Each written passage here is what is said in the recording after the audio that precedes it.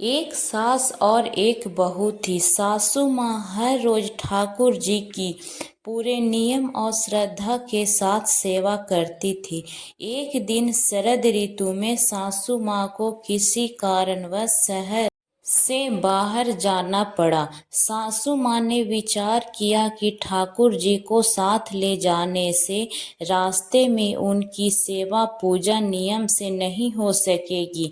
सासू माँ ने विचार किया कि ठाकुर जी की सेवा का कार्य अब बहू को देना पड़ेगा, लेकिन बहू को तो कोई अकल ही नहीं है कि ठाकुर जी की सेवा कैसी करनी है।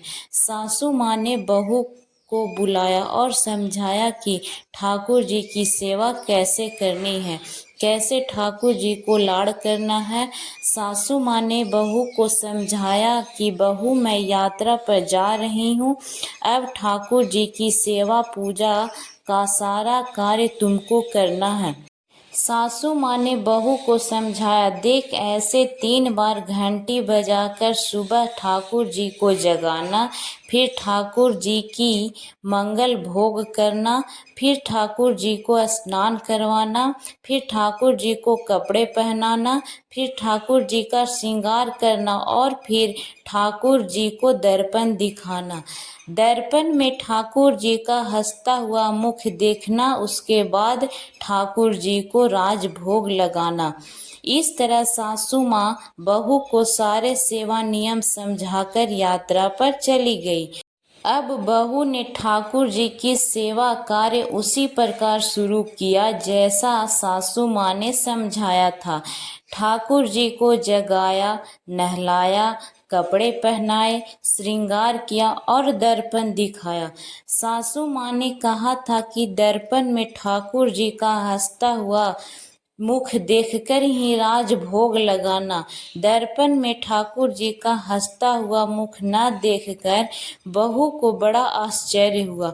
बहू ने विचार किया कि शायद मुझसे सेवा में कहीं कोई गलती हो गई है, तभी दर्पण में ठाकुर जी का हंसता हुआ मुख नहीं दिख रहा। बहू ने फिर से ठाकुर जी को नहलाया, श्रृंगार किया, दर्पण दिखाया, लेकिन ठाकुर जी का हंसता हुआ मुख नहीं दिखा। बहू ने फिर विचार किया कि शायद फिर से कुछ गलती हो गई। बहू ने फिर से ठाकुर जी को नहलाया, श्रृंगार किया, दर्पण दिखाया। जब ठाकुर जी का हंसता हुआ मुख नहीं दिखा, बहू ने फिर से ठाकुर जी को नहलाया। ऐसा करते करते बहू ने ठाकुर जी को 12 स्नान कराया। हर बार दर्पण दिखाया, मगर ठाकुर जी का हंसता हुआ मुख नहीं दिखा। अब बहू ने 13वीं बार फिर से ठाकुर जी को नहलाने की तैयारी की। अब ठाकुर जी ने विचार किया कि जो इसको हंसता हुआ मुख नहीं दिखा तो ये आज पूरा दिन नहलाते रहेगी। बहू ने ठाकुर जी को नहलाया, कपड़े पहनाए, श्रृंगार किया और दर्पण दिखाया। अब बहू ने जैसे ही ठाकुर जी को दर्पण दिखाया तो ठाकुर जी अपनी मनमोहनी मंद मंद मुस्कान से हंसने लगे। बहू को संतोष हुआ कि अब ठाकुर जी ने मेरी सेवा स्वीकार कर ली है। अब यह रोज का नियम बन गया। ठाकुर जी रोज हंसने लगे। सेवा करते करते अब तो ऐसा हो गया कि बहू जब भी ठाकुर जी के कमरे में जाती, बहू को देखकर ठाकुर जी हंसने लगते। कुछ समय बाद सासू माँ वापस आ गई। सासू माँ ने ठाकुर जी से कहा कि हे प्रभु, क्षमा करना, अगर बहू से आपकी सेवा में कोई कमी रह गई हो तो अब मैं आ गई हूँ, आपकी सेवा पूजा बड़े ध्यान से करूँगी।